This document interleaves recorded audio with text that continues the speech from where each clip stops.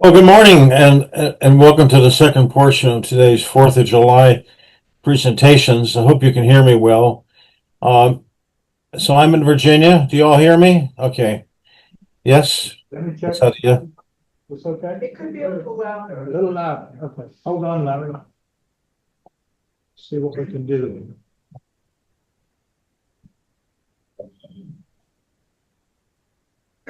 Okay, continue. Me, I can go now? Et bienvenue pour cette deuxième partie des commémorations du 4 juillet, nous dit Larry depuis la Virginie. J'espère que vous l'entendez bien. Okay, everybody says good. No problem. It's better. Better. Could be better.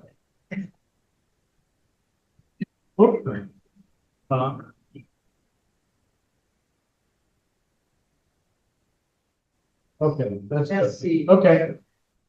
Okay, Larry. So, go on, I think, The son Larry. of a driver with field service.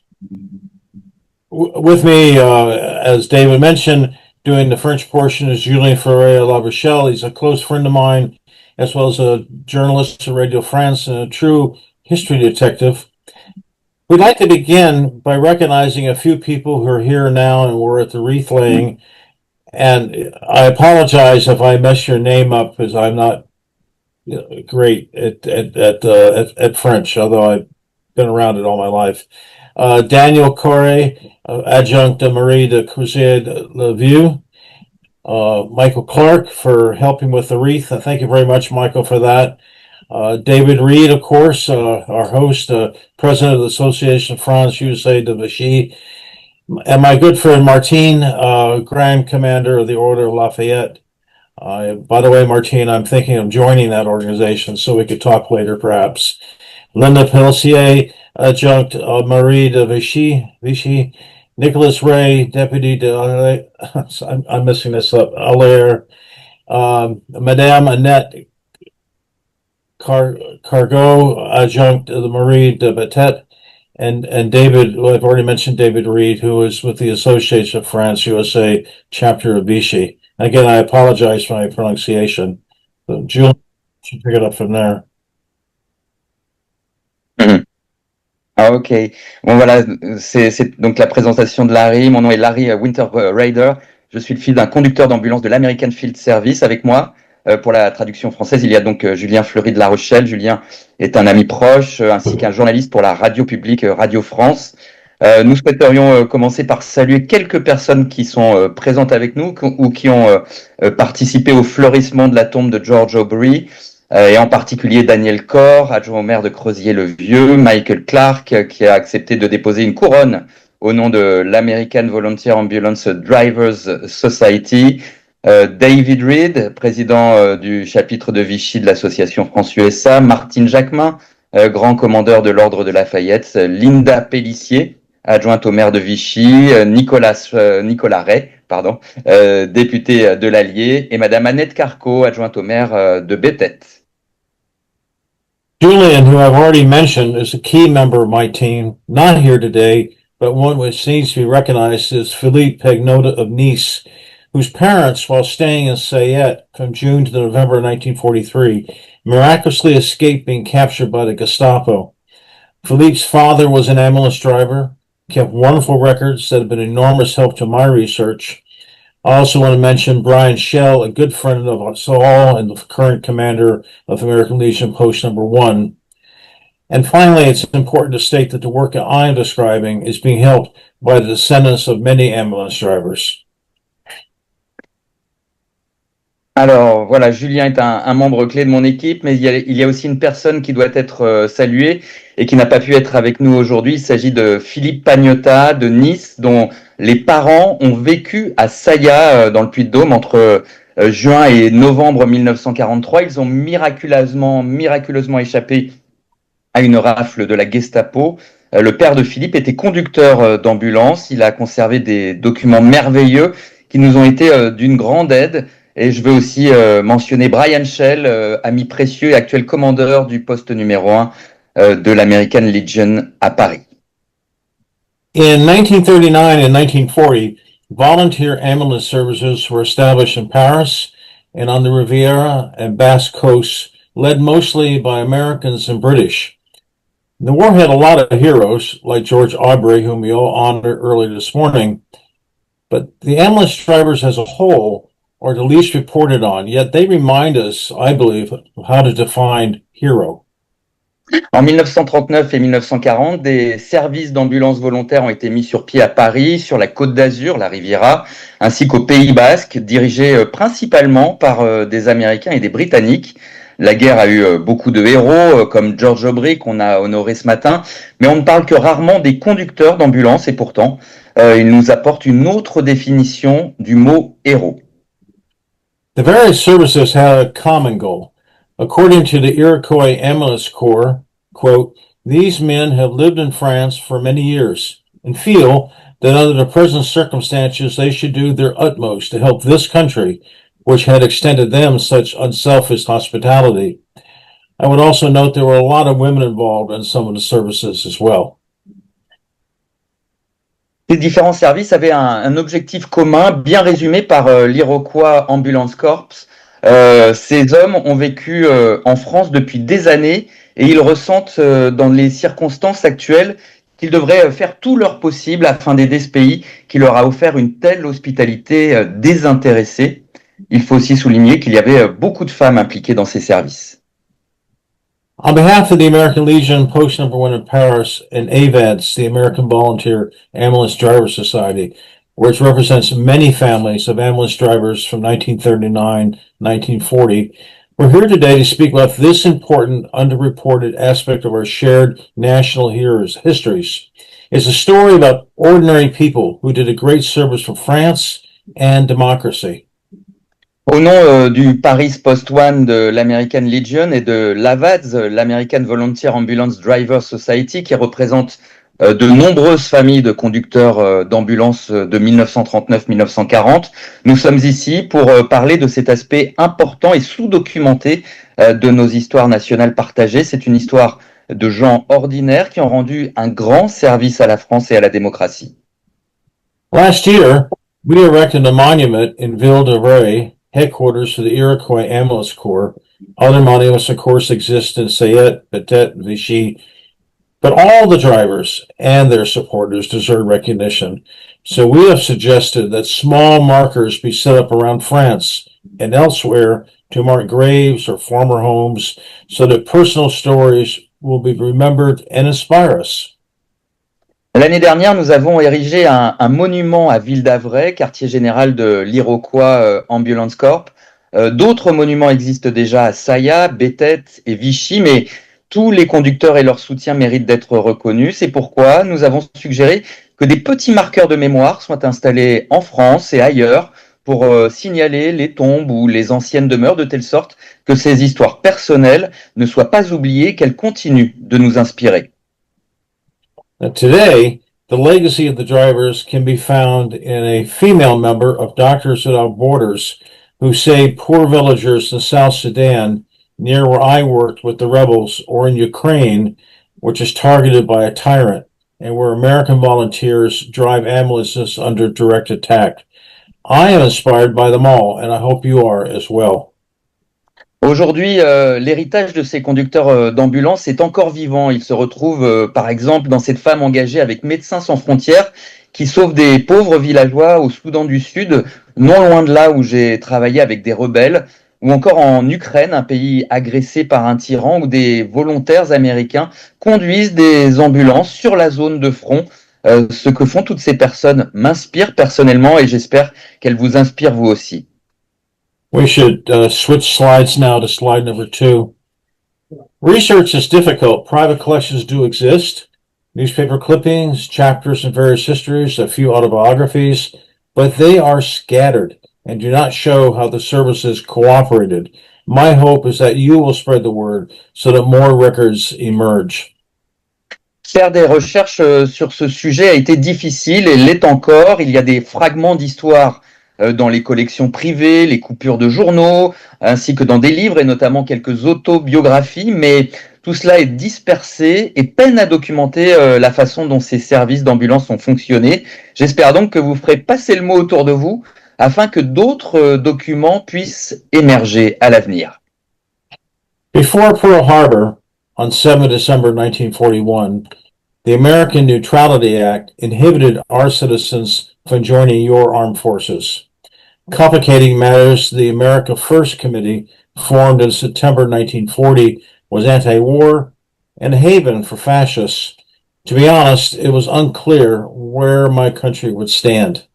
The French Republic resisted enlistments because America's political system was fluid. We were not yet at war with Germany, and Paris did not want to become entangled in American domestic politics.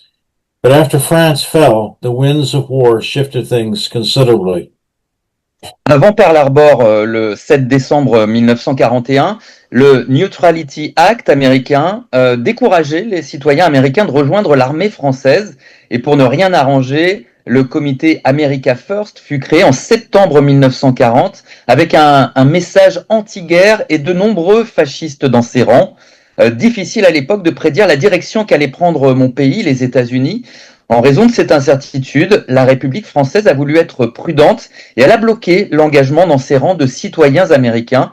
Nous n'étions pas en guerre contre l'Allemagne et Paris ne voulait pas s'impliquer dans la politique américaine. Mais après la chute de la France, les vents de la guerre ont soufflé dans une autre direction. Fortunately, driving a civilian ambulance was always legal. Why do it? Because Americans like George Aubrey and Colonel James Sparks, former commanders of the American Legion in France, leaders at the American Hospital in Paris, and others realized what some political leaders in my country didn't grasp. France and other nations of Europe are a barrier between fascism and our own freedom. This lesson led to the Atlantic Charter, which foreshadowed the creation of NATO and the United Nations. Some today may have forgotten, but we must all remember the lesson is still central to today's world order. Heureusement, conduire une ambulance civile a toujours été légal, même au regard du Neutrality Act. Pourquoi prendre le volant? Parce que des Américains comme George Aubrey ou le colonel James Sparks, ancien commandant de l'American Legion en France, comme certains dirigeants de l'hôpital américain de Paris et d'autres encore, tous avaient compris quelque chose que les dirigeants de mon pays n'arrivaient pas à saisir, que la France et les autres démocraties européennes sont une protection entre le fascisme et notre pays et pour notre liberté. Cette leçon a inspiré la charte de l'Atlantique à l'origine de l'OTAN et des Nations Unies. Certains l'ont peut-être oublié aujourd'hui, mais nous devons tous nous en souvenir. La leçon est toujours centrale pour l'ordre mondial d'aujourd'hui. We should switch now to slide 3, dangers. The unarmed drivers face the same dangers as soldiers. Submarines under the Atlantic, Stukas in the air. The Nazis also targeted Red Cross markings on the ambulances. And to appreciate the dangers faced by refugees, then, perhaps your own ancestors, fleeing German planes from Belgium to Bordeaux, etc., see the press reports today of the bombing of Gaza and Ukraine. Les conducteurs ne portaient pas d'armes, mais ils étaient confrontés au même danger que les soldats, les sous-marins sous l'Atlantique, les Stukas dans les airs, les Croix-Rouges sur leur toit, le toit de leurs ambulances servait même de cible aux nazis. Pour mesurer les dangers auxquels ont été confrontés les réfugiés, parmi lesquels peut-être vos ancêtres, fuyant les avions allemands de la Belgique à Bordeaux, on peut se plonger dans les reportages réalisés aujourd'hui sur les bombardements de Gaza et de l'Ukraine. In the words of Peter Upton Muir for the American Field Service, my father's service, there was no such thing as rest for mind or body. We would carry loads of wounded 30 or 40 miles to the rear, with German planes continuously strafing the roads, only to arrive at the hospital as it was being violently bombed. I cannot say how long the human nervous system could stand up against this sort of warfare. It is my firm belief, however, that the average man would break after 3 months, and even the toughest could not endure over half a year. Je vous propose d'écouter les paroles de Peter Upton Muir de l'AFS, l'American Field Service, dont faisait partie mon père. Il n'y avait pas de repos, ni pour le corps, ni pour l'esprit. Nous transportions des quantités de blessés sur 50, 60 kilomètres vers l'arrière, avec des avions allemands qui mitraillaient continuellement les routes pour arriver à l'hôpital qui était alors violemment bombardé. Je ne peux pas dire combien de temps le système nerveux humain peut résister à ce genre de guerre. Cependant, je crois fermement qu'un homme moyen craquerait au bout de 3 mois seulement et que même le plus coriace d'entre nous ne pourrait pas tenir plus de 6 mois. And I'll switch to the next slide, routes. In 2025, actually last year, 2025, 2026, my team is trekking across France to reconstruct the routes of drivers like former British officer Eric Dunstan of Caen, who led an ambulance convoy to Metz to support the redoubtable American Anne Morgan, who made a reputation in both world wars. En 2025 et 2026, mon équipe a prévu de parcourir la France afin de reconstituer les itinéraires des conducteurs, comme l'ancien officier britannique Eric Dunstan de Cannes, qui a dirigé un convoi d'ambulance jusqu'à Metz pour soutenir la redoutable américaine Anne Morgan, dont la réputation s'est construite durant les 2 guerres mondiales. Next slide, volunteers. Some members were students, nurses, doctors, bankers, housewives. Some, like the Princess of Chimay, were aristocrats. Simone Thion de la Chambre, who led the female drivers hospital in Paris, was a champion golfer. But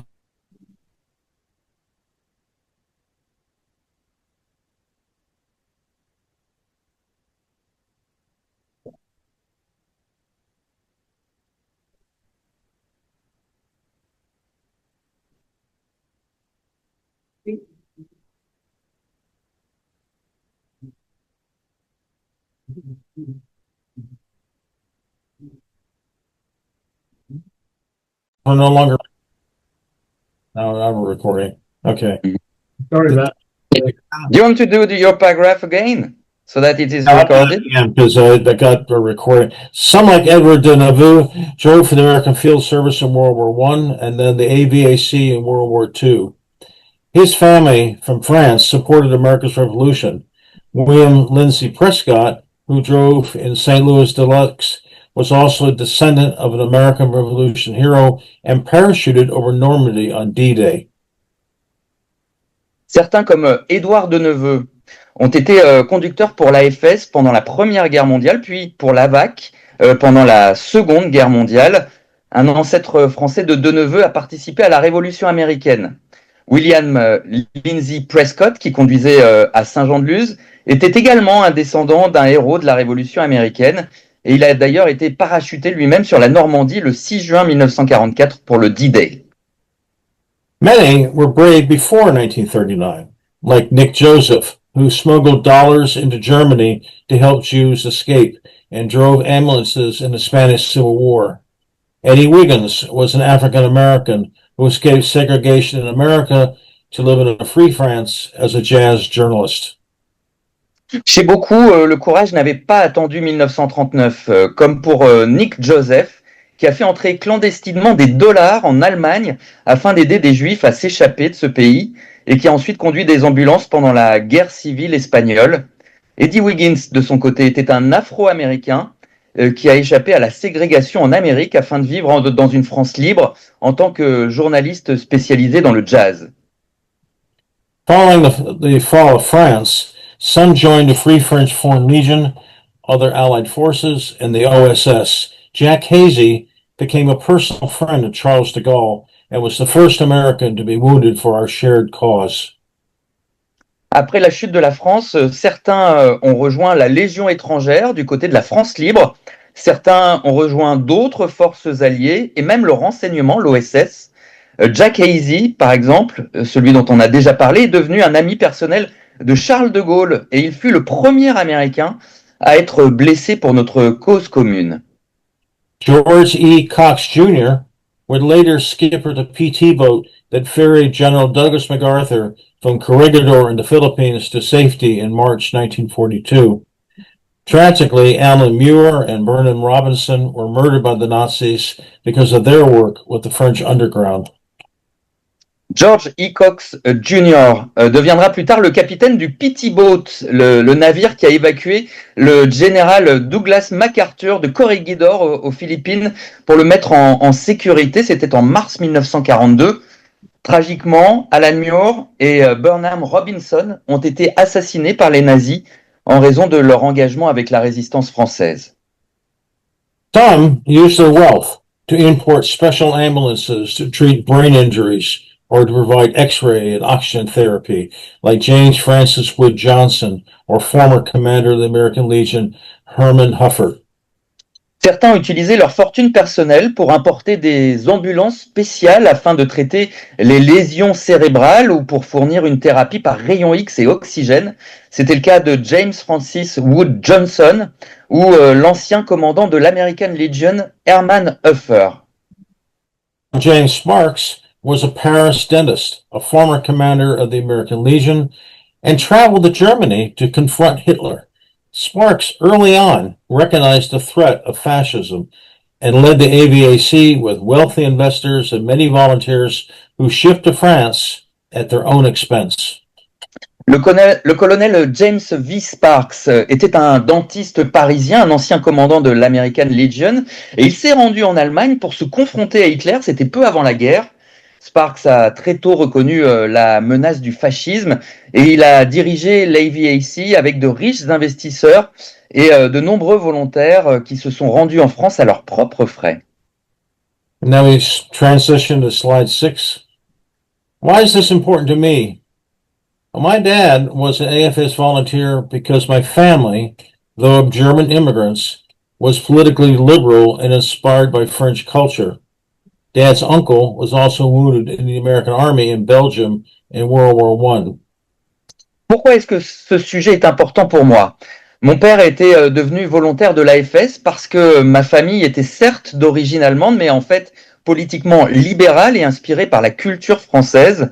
L'oncle de mon père a d'ailleurs été blessé dans l'armée américaine en Belgique pendant la Première Guerre mondiale. Unfortunately, Dad's ship was diverted before reaching France because the regime of Marshal Pétain and fascism took control. Undaunted, he drove an ambulance through tank battles into Egypt, Palestine, and Lebanon, serving with British and Free French. He was horrified by war and became a U.S. diplomat, later serving at the U.S. Embassy in Paris as a consular. 20 years later, I served in a similar capacity at the U.S. mission to OECD, falling in love once again with your wonderful country. Malheureusement pour mon père, son navire qui devait rejoindre la France a été dérouté au dernier moment vers une autre destination parce que le pays, la France, était passé sous le contrôle du régime du maréchal Pétain et du fascisme. Intrépide, mon père a emmené son ambulance au cœur des batailles de chars en Égypte, en Palestine, au Liban, intégré dans les troupes britanniques et celles des Français libres. Il a été horrifié par la guerre et c'est ce qui a fait de lui un diplomate américain, servant plus tard comme conseiller à l'ambassade des États-Unis à Paris.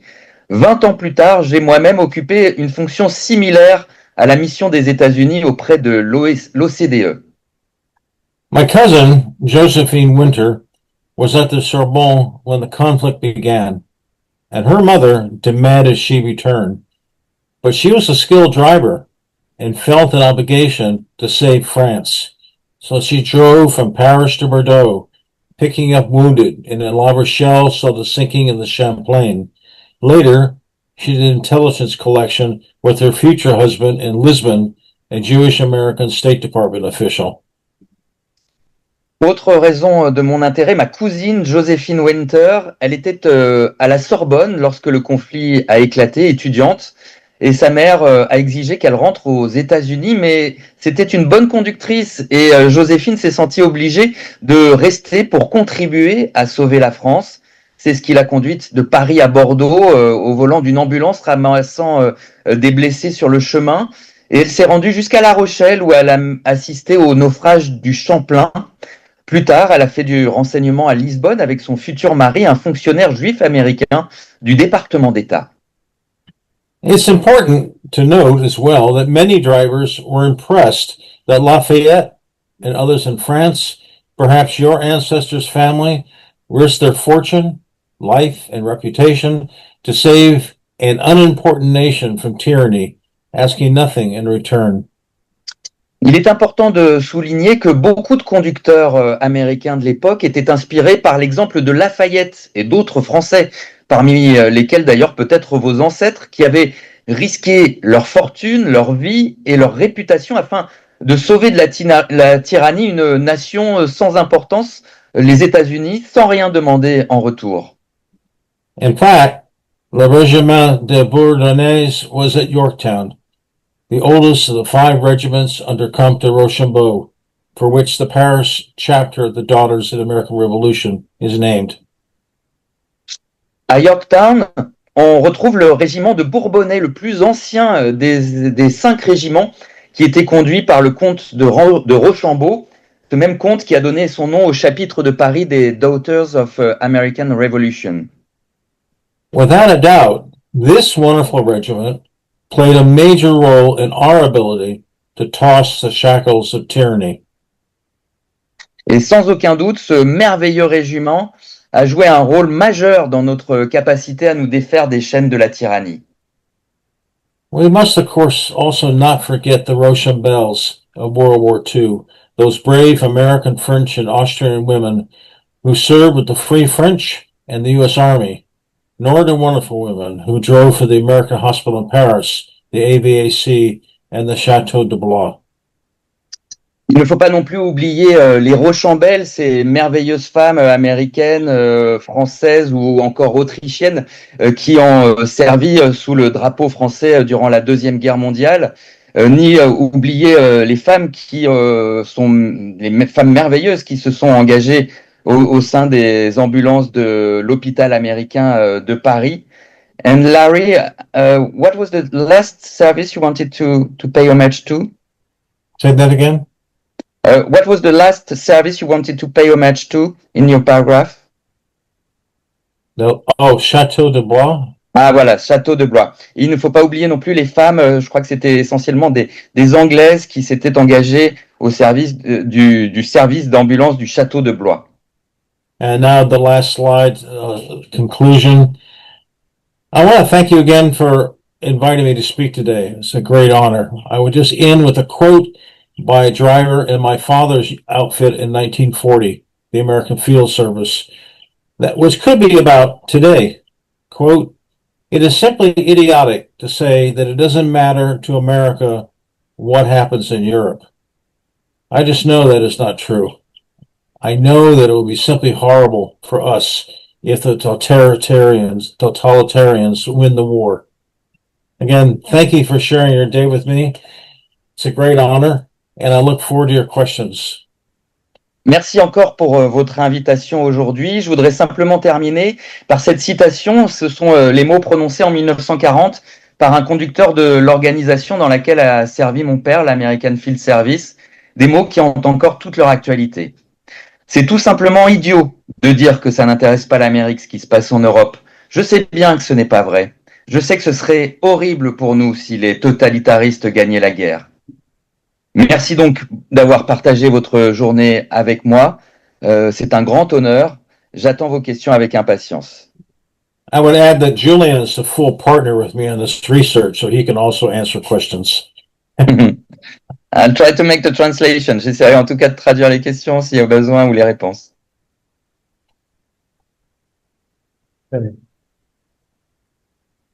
Well, okay, so let's see. Got to get the camera right. Okay, you can see we're doing this live. It's not been scripted. And so thank you both to Larry and to Julien. I apologize for the technical glitch connection and then in the middle for some inexplicable reason. So I think a round of applause for these guys, don't you? Oh, well, merci beaucoup. Merci à vous. Voilà. Une question en français ou en anglais? Oui, bonjour, je m'appelle Jean-Marc Ducéo. Je suis à Sacré-École et avant j'étais à la musique principale et de marine. Pourquoi je vous dis ça? C'est parce que j'ai eu l'occasion, il y a environ 15 ans, de rencontrer une Rochambelle. C'était exceptionnel. J'étais à l'ombre du château de Versailles. Et cette dame-là, avec une mémoire impeccable, m'a expliqué ce qu'elle faisait justement, ce qui est relaté par vous justement dans cet excellent document. Et j'ignorais tout de ça, moi. J'ignorais tout du rôle des Rochambelles. Moi, je dis chapeau, chapeau, parce qu'on n'en a pas séparé. Hein, on n'en a pas séparé, nous les Français. Et on s'aperçoit que maintenant, il est temps de rattraper le temps perdu, parce que la petite histoire fait partie de la grande histoire. Merci. So Larry, it was a remark from a former military officer, I think, if I understood well, and he wanted to pay homage to the Rochambelles. He had the chance to meet one of them 15 years ago. It was near the Château de Versailles, and she told him of her war and her exploits during the war. And he thinks that these exploits, these marvelous acts the Rochambelles did during the war, is worth acknowledging right now. I would like to recommend to all of you a book by another friend of mine, Ellen Hampton. This book here. She is the historian for the DAR in Paris, and she's done a wonderful history of the Rochambelles. And what they went through for recognition was extraordinary. Women had a very difficult time being recognized in this kind of work, in either war. They won medals, but often were forgotten, and it's kind of a shame. In fact, the inspiration for my doing this study was not so much my father, although I was always proud of him. It was my cousin, Josephine, who went through a great deal of difficulties because of what she did to save France. So it's a good book, and I'm glad you met someone from the Rochambelles, a very brave women. Oui, Larry vous remercie, vous conseille de la lecture d'un livre écrit par Helen Hampton, qui est l'historienne des Daughters of America à Paris ou au niveau de l'organisation, je ne sais pas exactement. Mais en tout cas, voilà, Helen Hampton est une historienne américaine installée en France et elle a beaucoup étudié l'histoire des Rochambelles. Elle en a tiré un livre magnifique que Larry vous conseille de lire. Il existe, il me semble, dans les deux langues et il s'appelle sobrement Les Rochambelles, ambulancières de la France combattante 1943-45. Ça, c'est pour la version française. Voilà, Larry voulait aussi insister sur le fait que ce n'est pas seulement son père qui l'a inspiré pour faire ce travail de recherche et de mémoire sur les ambulanciers américains, mais bien sa cousine Joséphine, qui n'avait que 25 ans quand elle était étudiante à la Sorbonne. Sa famille était très inquiète de la progression de la guerre et voulait absolument la voir rentrer aux États-Unis. Et pour autant, ben voilà, elle n'a écouté que son courage et son devoir. Je pense aussi, voilà, qu'elle avait un grand sentiment d'amour, on peut dire, pour la France, et elle a voulu servir ce pays comme ambulancière sous les bombes à l'un de ses pires moments. Merci. Une autre question? Voilà, Martin. Hi, Larry. This is Martin Jackman. First of all, I would like to know how do you feel? Is your health number one? And second, you say that you wrote a book, and how can we French people buy it? Julien, could you repeat that to me? It's just the sounds. Oh yeah, I think Martin, what? Maybe Martin, you can ask again. Are you asking Larry for his health and about a book he's writing right now? Right, exactly. I want to know how do you feel? Do you feel okay? Is it everything is okay for you about your health? So maybe next year you will come to Nantes. And second, you said that you were writing a book, and how can we French people can buy this book in France? Is it possible, or can we buy it on Amazon site? I don't know. Martine, est-ce que vous parlez du livre qu'il a déjà écrit dans le passé, un des livres qu'il a déjà écrit, ou du livre qu'il est en train de préparer sur les ambulanciers? Qu'il est en train de préparer, parce que je croyais qu'il était terminé. Je vais le laisser répondre. So, Larry, it's about the book you are writing right now about the American ambulance drivers. Yes. And first of all, for a word of your health, because Martin wants to see you in Nantes. Well, thank you very much, Martine. Yes, I should be in France right now, but I had a little setback. I had a quadruple pass operation, bypass on the 1st of May. But the doctors told me that I am recovering quite remarkably well, and I fully expect to be back in France, enjoying food and culture next summer. So thank you, Martine, for that. I couldn't quite hear the entire question. It might be it's the sound system at my end. If you're asking me about the book, so what we're doing now, my team and I, are putting together a study of several ambulance corps. There's about 8 of them. Of course, Ann Morgan's group. There's the Iroquois Ambulance Corps, which is generally considered to be the first ambulance corps. It was formed in October of 1939 in Ville-d'Avray. But there's also the American Volunteer Ambulance Corps, formed by members of the American Legion in Paris. But then there's an ambulance corps for the American Hospital in Paris, American Field Service. There's the Anglo-American Ambulance Corps in Caen, American Civilian Volunteers in the Basque area, the Benedict Bureau, which did a lot of very sophisticated medical work, and the Chateau de Blois, which was run by Huffer of the American Legion. The drivers were essentially all British. There was a little bit of French at the beginning, but then British. I would say that it's hard to get these records together. When I was in France last time, meeting with various archivists at the American Hospital in Paris and elsewhere, they all told me about how the reason I couldn't find the names oftentimes of the drivers was that these names were destroyed so the Nazis wouldn't get hold of them. Some of you may know the history of the occupation. The Gestapo was just a few blocks away from the American Hospital in Paris. And so they were very worried about that. So we have to find personal papers, go to old newspapers, local newspapers in the United States and elsewhere, and also the Smithsonian and other archives. It's rather hard work. But fortunately, with Julien and others, it's coming together. But I'm asking you to reach out if your family members were ambulance drivers, or if you know somebody who was. I mean, just the other day, literally just a few days ago, for over a year, we were trying to get photographs of the Chateau d'Orange in Ville-d'Avray. This is where the headquarters of the Iroquois Ambulance Corps was formed. We didn't have any.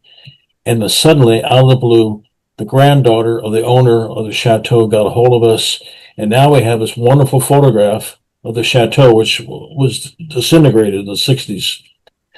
So things are coming together slowly, bit by bit. That's the way it is with this kind of research. I look forward to your help, particularly when I come back, but in the meantime as well. Voilà, donc Larry voulait dire qu'il se remet bien d'une opération assez grave du cœur, un quadruple pontage coronarien qui est intervenu le 1er mai dernier et qu'il espère évidemment rejoindre la France dès l'année prochaine pour mener des recherches sur le terrain en France. Et à propos du livre dont il espère effectivement qu'il arrivera au bout de cette recherche, il faut dire qu'effectivement, il y avait d'abord beaucoup de services d'ambulance en 1939-1940. On en a dénombré près de 8, dont Larry a donné le nom. Le plus connu était l'AVAC, le plus gros en tout cas, qui était effectivement issu de l'American Legion et d'une fusion avec un autre service qui avait été fondé en 1939 qui s'appelait l'Iroquois Ambulance Corps. Et ce service était basé dans un château privé, le château de la Ronce, à Ville d'Avray, où on a eu la chance de faire une cérémonie il y a tout juste un an et poser une plaque sur, en tout cas c'est l'espoir, sur le dernier mur restant de ce château qui a disparu. Et il se trouve que ces dernières semaines, on a pu rentrer en contact avec l'arrière-petite-fille de la propriétaire du château, une petite fille du fondateur du service iroquois qui s'appelle Steel Powers. Et donc grâce à elle, on a pu notamment accéder à des photos magnifiques de ce château qui sont d'autant plus précieuses que le château a aujourd'hui disparu. Et on voit notamment dans la neige des ambulances de l'AVAC. Donc c'est plutôt émouvant. Mais voilà, c'est un travail qui est difficile parce que il n'y a pas beaucoup d'archives publiques qui concernent ces services d'ambulance. Il y a beaucoup de choses en revanche dans les archives privées, mais pour ça il faut arriver à toucher les descendants, à fouiller et chercher encore, et c'est pas évident. Et Larry concluait en demandant de l'aide, c'est-à-dire si vous pouvez autour de vous faire connaître cette histoire, éventuellement trouver des personnes qui ont gardé la mémoire, voire des documents de ces services d'ambulance américains. On sait qu'ils ont été très utiles pendant la guerre, qu'ils ont convoyé de nombreux soldats, de nombreux civils sur les routes de l'Exode dans une France qui était en train de s'effondrer. Ils ont été particulièrement courageux, reconnus comme tels. Ils ont reçu beaucoup de médailles militaires. Bref, voilà, Larry vous lance un appel. Si vous pouvez faire passer le mot autour de vous et que d'autres documents nous arrivent, ce serait vraiment très précieux. Et quant au livre lui-même, ben voilà, il va dépendre de résultats de l'enquête qui est vraiment en cours et presque au début en fait. On a encore besoin d'avoir une vision globale de ces services et de leur fonctionnement.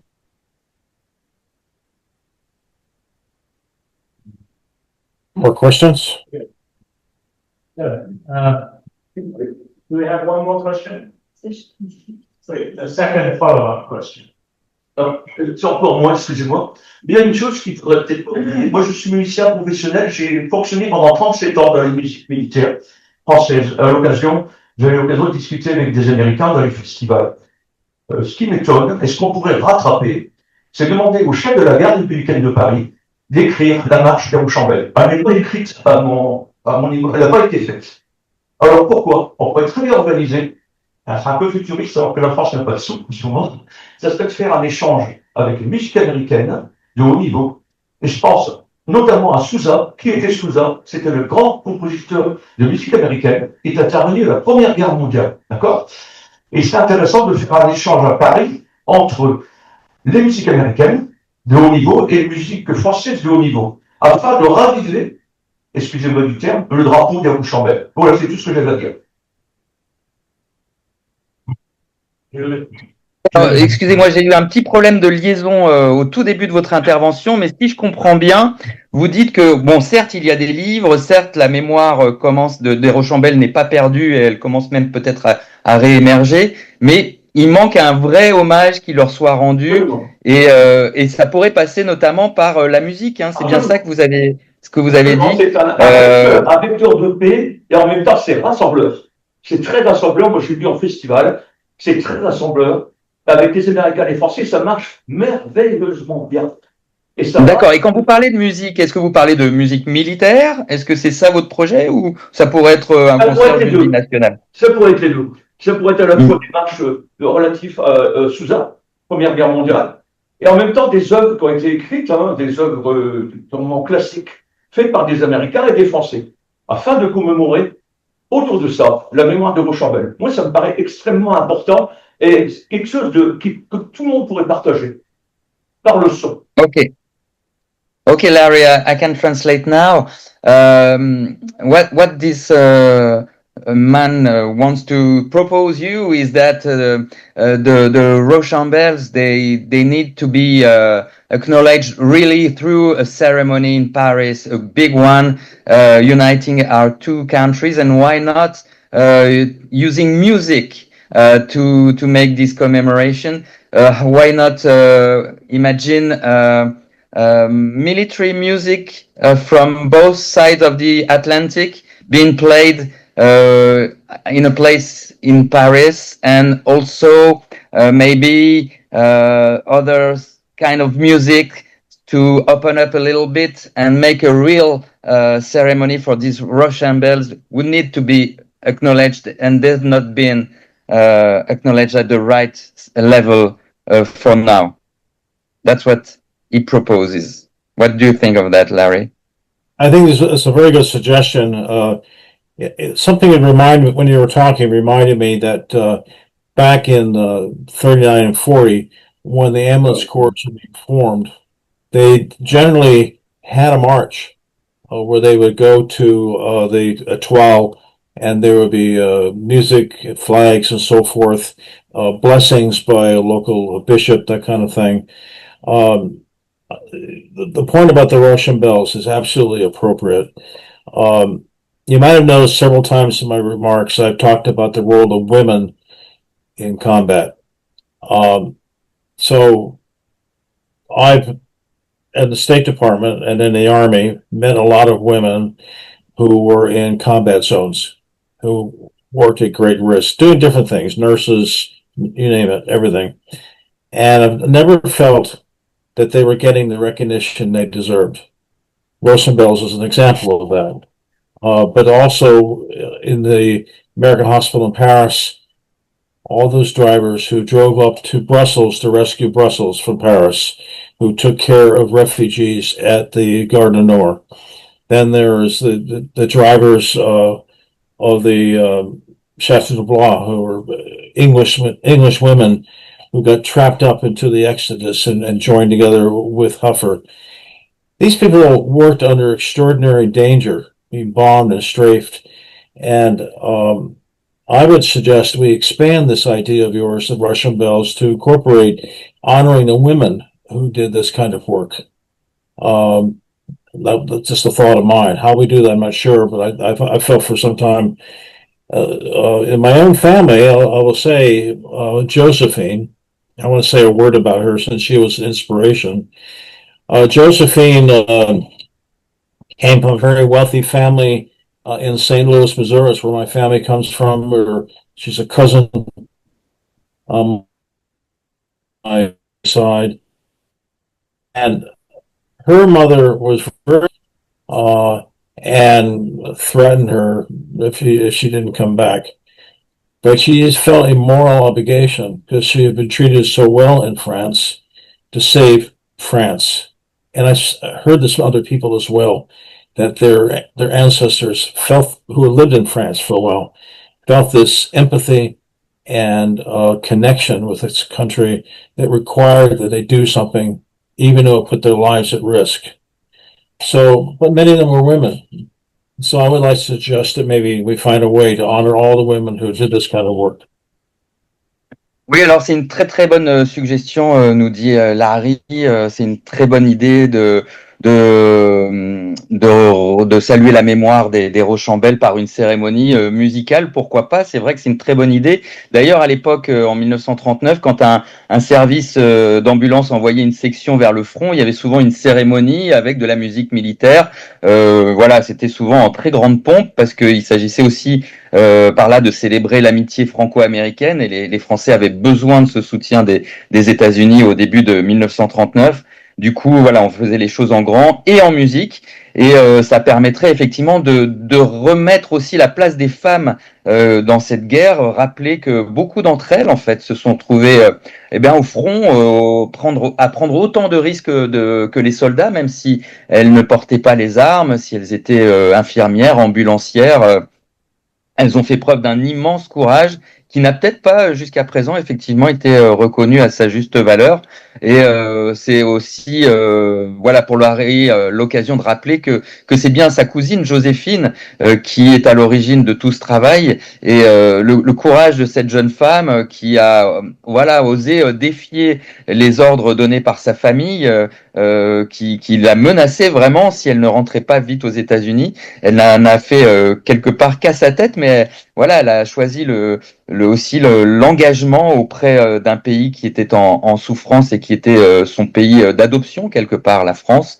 Et donc c'est aussi ça qu'il aimerait, que Larry aimerait voir reconnu au cours d'une cérémonie qu'on pourrait donc imaginer ouverte aux Rochambelles, mais peut-être ouverte aussi à tous les autres services qui ont engagé des femmes, et notamment il y a eu des femmes extrêmement courageuses au sein du service de l'ambulance de l'hôpital de Blois, des femmes qui étaient pour la plupart anglaises et qui se sont retrouvées au front, qui ont même dû, pour certaines, s'échapper, fuir les nazis qui les avaient capturées. Et voilà, qui ont donc été au plus près du front, sous la mitraille et sous les bombes, aussi voilà, d'être reconnu, tout comme d'ailleurs les ambulancières de l'hôpital américain de Neuilly, qui n'ont pas hésité, elles, à se rendre à Bruxelles pour essayer de porter assistance aux réfugiés, alors que avant la France, la Belgique était en train de s'effondrer. On retrouve ces mêmes ambulancières à la gare du Nord, où des réfugiés en panique et proches de l'immense fatigue et de la faim, arrivés en grand nombre, étaient complètement perdus dans Paris. Voilà, donc il y a eu toutes ces femmes qui ont joué un rôle très important au début de la Deuxième Guerre mondiale, et puis durant le conflit, si on reparle des Rochambelles. Et vous avez tout à fait raison, elles méritent une cérémonie dont il faut encore imaginer la forme, mais la musique est une très bonne idée. Merci. Well, I want to give a special thanks to both Larry and Julien once again. So let's put our hands together. Thank you. Merci beaucoup. And yeah, now stay on the line, Larry and Julien. We have a little presentation with the mayor, the deputy mayor of Creuzier-le-Vieux. Oh. Voilà, une petite présentation par le maire de Creuzier-le-Vieux à présent. Agent. L'adjoint au maire, pardon, le deputy mayor, pardon. Avant de conclure cette cérémonie par un bain d'honneur, la municipalité de Creuzier-le-Vieux a souhaité mettre à l'honneur le travail exemplaire de recherche effectué par Monsieur Larry Roeder, mais également aussi par Monsieur Patrick Alévèque. Alors vous, Monsieur Larry Roeder, par vos recherches, votre transmission sur l'histoire de ces ambulanciers que vous venez de nous exposer, des recherches que vous allez poursuivre, encore aujourd'hui, enfin demain en tout cas, en parcourant la France. Vous, Monsieur Patrick Alévèque, par celle sur Georges Aubray que nous mettons aujourd'hui à l'honneur. Vos recherches, là aussi, ne sont pas terminées, tant il y a beaucoup d'autres choses à découvrir. Donc, au nom de la municipalité et au nom de Monsieur le maire, qui malheureusement n'a pas pu être présent aujourd'hui, par un empêchement, j'ai l'honneur de vous remettre, Monsieur Larry Roeder, la médaille de la commune de Creuzier-le-Vieux.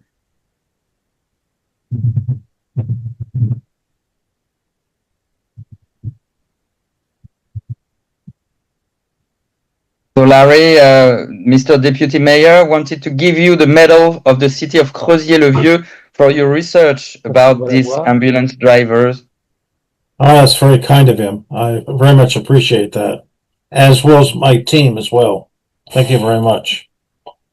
David has my address. He knows how to send something to me. So does Julien. So I will put this in the post, Larry, as soon as possible. Okay. It's very nice of you. Thank you so much. Merci beaucoup. Donc merci beaucoup effectivement pour cette belle reconnaissance qui est aussi voilà, celle de l'équipe. Et voilà, Monsieur Patrick Alévèque, Mr. Patrick Alévèque is being given the same medal for his work about Georges Aubry, because he worked a lot and the work is still in progress.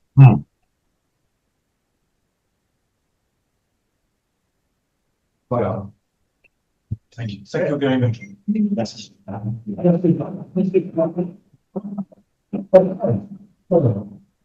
So, merci pour le Creuzier-le-Vieux. So it's a pleasure to be here on the 4 juillet. And maintenant, c'est le vin de l'honneur. Sorry, Julien and Larry, we're going to have a drink now. I'll have a virtual one. So what time is it with you, Larry? Huh? What time is it? What? It's dark 30. It's 5:30. 5:27. Yeah, so for Larry, it's 5h30 à la matin. Ah oui, c'est vrai. Bravo Larry, oui. Okay, merci beaucoup, and we'll be in touch. Okay. Thank you Bonne very much. journée, au revoir. Merci beaucoup à vous. Et très bonne journée, bon vin d'honneur. Thank you so much. And thank you, Larry. Thank you for this presentation. That was very interesting. That worked. Okay. Au revoir. So, au revoir. Au revoir.